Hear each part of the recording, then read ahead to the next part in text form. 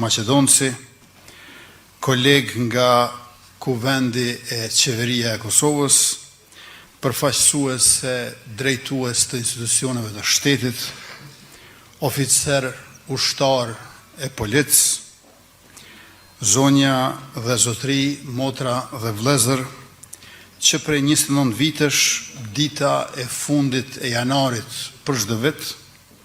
është rezervuar për ta kujtuar Zair Pajazitin me shok,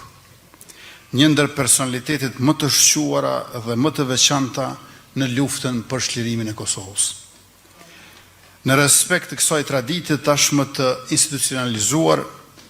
me konsideratat më të larta për dëshmorët si kryeministër i Republikës Kosovës, sot me 30 janar 2026, jam i nderuar të jem këtu në Lap mes familjeve të dëshmorëve dhe ju bashkëluftarëve të tyre për homazhe dhe këtë akademi përkujtimore. Këtë vit Zahirin me shok po e kujtojmë me këtë akademi përkujtimore këtu në Podujev, e vitin tjetër që shënon për vjetorin jubilar, 30 vjetorin, do t'i nderojmë e lartësojmë nga Prishtina në patronatin e Kryeministrisë së Republikës Kosovës. Sot janë bërë 29 vite nga rënja e Zair Pajazitit, Hakif Zejnullahut dhe Edmund Hoxhës me 30 janar 1997, por çfarë dhe kë kujtojmë në të vërtetë në këtë rast? Kush ishin këta njerëz dhe cila është koha e tyre? Qysh prej krijimit të shtetit shqiptar në vitin 1912 dhe gjatë tërë shekullit 20, sfida dhe synimi kryesor për shqiptarët ishte çlirimi nga Jugoslavia e dominuar nga Serbia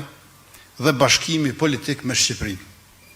Në këtë periudhë të gjatë rreth 8 dekadëshe, të gjithë ata që janë angazhuar për këtë qëllim sipror, kombëtar e politik, kanë patur dy rrugë të ndryshme, ndonë përplotësuese të njëra tjetrës. Rrugën e angazhimit politik, qoftë ai brenda apo jashtë institucioneve të sistemit, si dhe rrugën e kryengritjes së armatosur e të luftës shqiptare.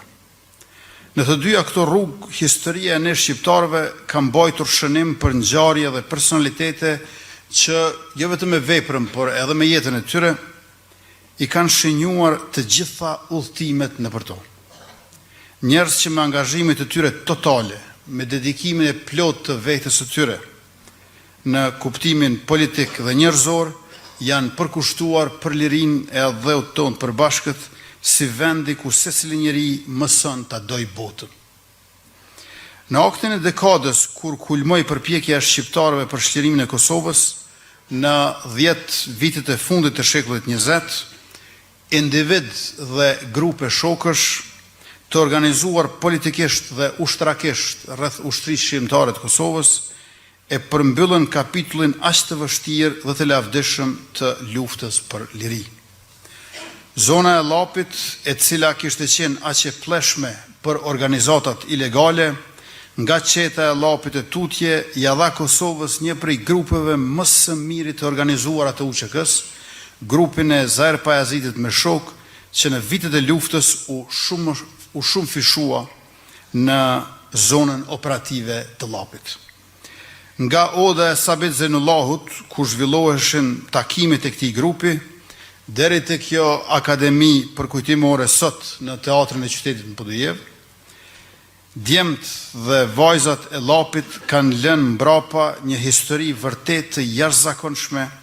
të përpjekjeve dhe të flimit të tyre për lirinë e Kosovës. E nesër do ta